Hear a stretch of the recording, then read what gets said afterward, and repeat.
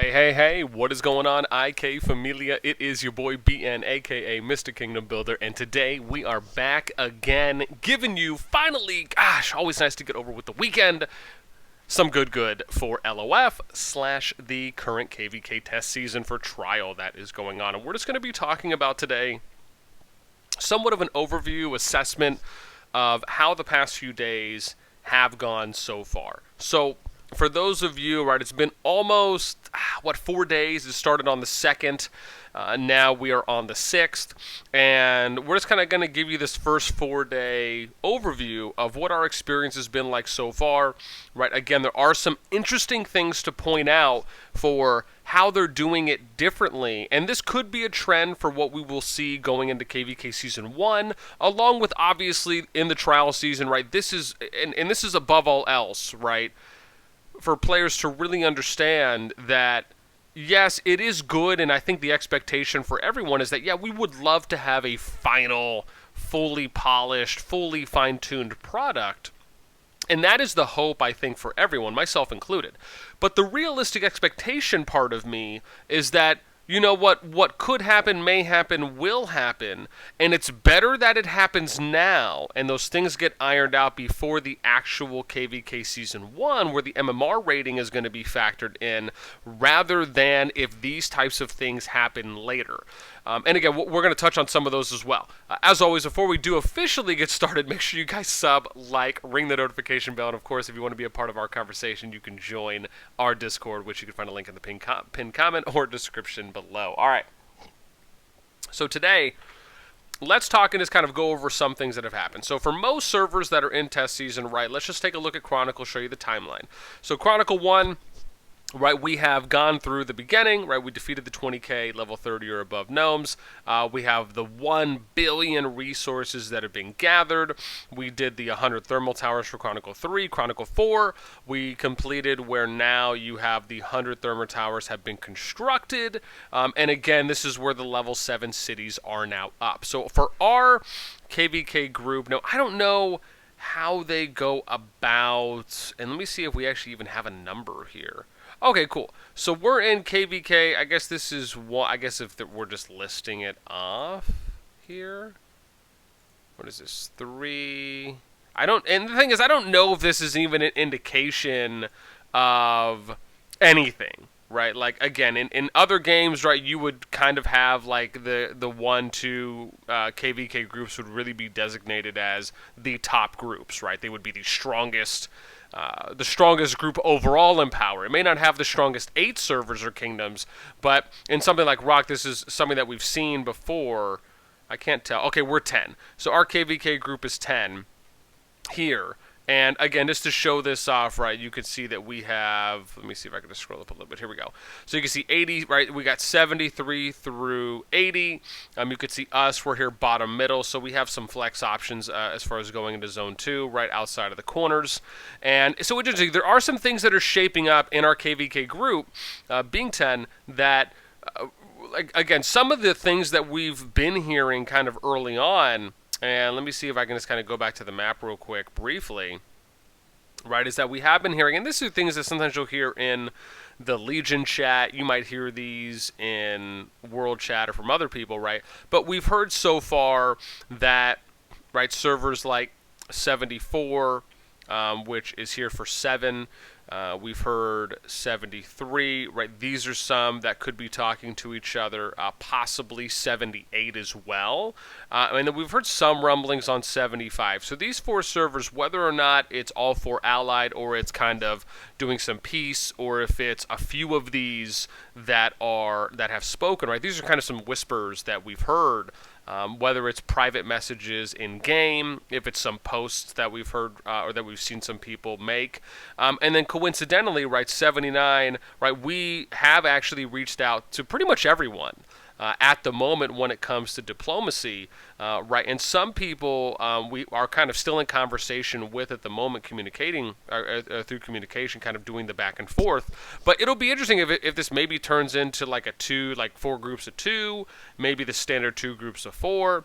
Maybe you'll have some isolated people kind of going solo, right? Seeing how it's going to go up until Zone 2, and then they'll kind of break away. Again, there's a lot of ways that it can play out. So Nothing is purely defined right now, as it seems like there are still some ongoing conversations when it comes to kind of what the server matchup is going to look like for servers allying with each other. Now, when it comes to just kind of our Zone 1, right, some things to mention is that some cities have already started being captured. We have 4 captured right now. I believe this one here at Reagan should be captured soon by far. I think Oopsie's organizing that. I'm not sure exactly when they are planning. But the thing about this, right, is that the cities, right, we could see some of them have been captured. Now, I don't know if we have the same access to look at, but let's see if it changes where we could see the bonus once it's captured.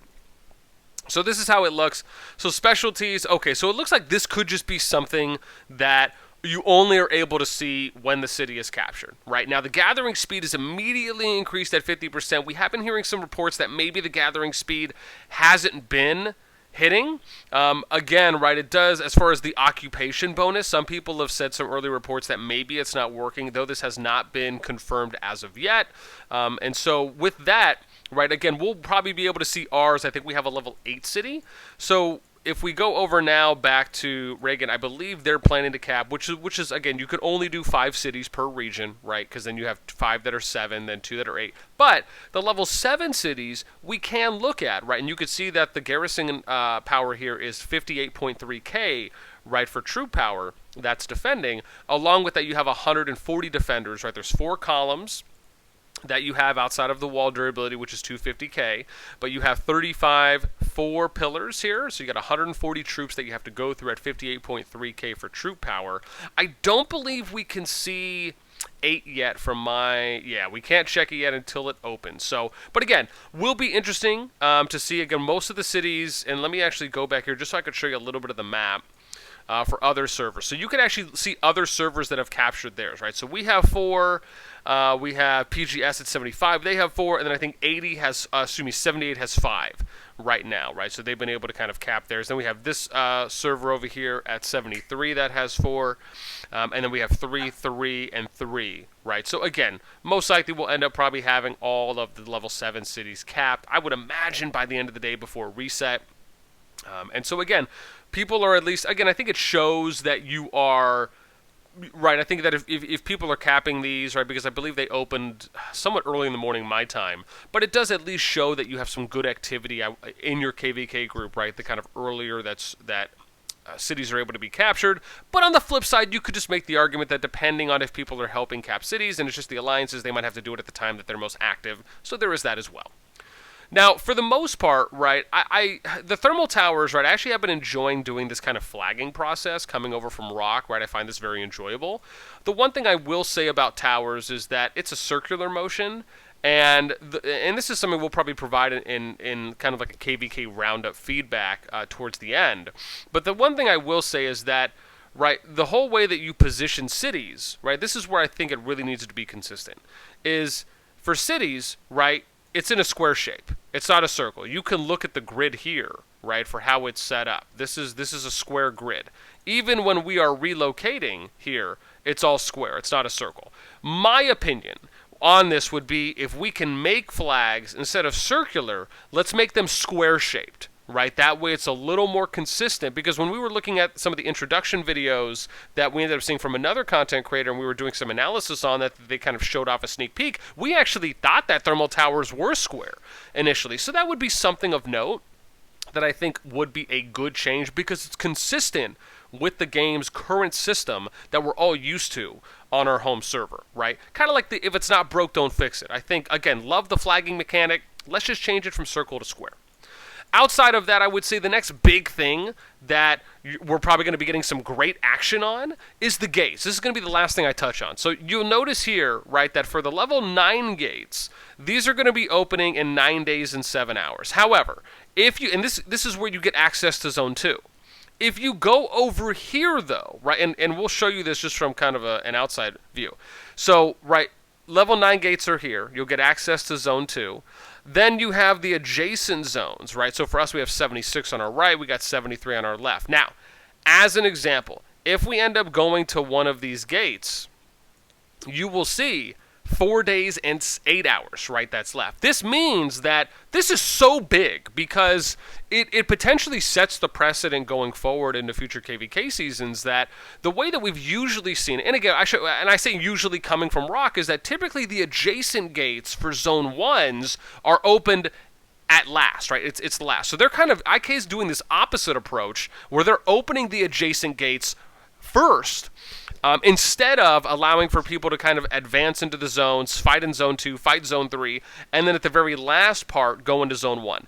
Now, I want to just hint at a few pros and cons here. One, yes, the action will happen a lot faster when you open the adjacent gates going from adjacent Zone 1s, and that might be great in the short term. We'll have to see how the long-term survivability or sustainability plays out throughout KvK, but you could potentially demoralize and demotivate servers really early on where they're not able to necessarily enjoy the fruits of the labor for the entirety of what KvK is able to offer. The con of this is that if you, or I'm sorry, right? Like I said, the benefit, and I guess I kind of talked about the pro and con. They're all in once. But like, so let's compare it with the other way.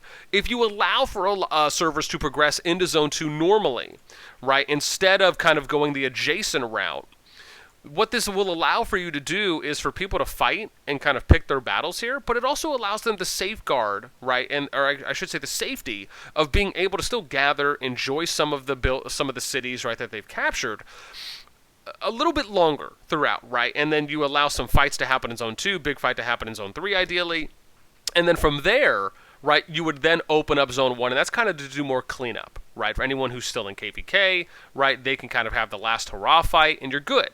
Doing it this way, it's interesting because you can arguably go in here, right, or go in here or in any of the adjacent Zone 1s, and depending on the matchup potential, right, you could just, like, decimate a server, or you have a nice healthy 50-50 fight where it's a lot of back and forth, right, and then you're kind of having to work going into Zone 2 later on as well. You could also get your cities captured. I mean, again, there's a lot that can happen, right? So my thoughts on it is I think I'm still in favor of liking the kind of natural Zone 2 progression and then letting the Zone 1 adjacent Level A passes open up last. That does not mean that I am necessarily fully opposed to this, right? I think with it being a trial season, I think it's okay to test some things to see how they're going to play out. These are just my thoughts, my hypothesis on what I think would most likely happen, right? But we'll have to see. I, of course, would love to know what you think, right? Do you feel the same way about having that kind of normal Zone 2, Zone 3, then you open up the last gates for the Zone 1 adjacents? Or do you like that they're doing it a little bit differently this time, and they're kind of going for more early fights? What has been your experience in the first couple days so far? Again, I also want to lastly note here that they did do a bunch of hot fixes here where they talked about the normal number of deaths and wounded soldiers, readjusting mission conditions for Legion Chronicle, fixing display problems for Prosperity, though they said actually you didn't lose any, and other display fixes. I'm imagining, right, and then also if you want to leave feedback, right, you please click on the icon in the top right-hand corner to provide feedback, right? They're going to be picking out some people to give some gifts to. So again, remember, LOF, this is, in my opinion, yeah, it's great that we finally have KvK, and yeah, I'm sure everyone, including us, are going to have a lot of fun. But remember that this is a great opportunity to assess what you're seeing, pay attention, find any potential bugs or fixes or improvements, and then again, submit your feedback. Because that's really what it comes down to. Are we going to see the necessary improvements, the necessary fixes going into later seasons that are just going to make KvK that much more enjoyable, right? And that's the big takeaway going forward. And also what I will say as a very last note is when you are providing feedback, please do it in a professional, constructive way, right? Nobody wants to see these one-liner complaints because why? That doesn't do anything for the developer. They cannot do anything with that, right? So if you are going to leave feedback, try and do it.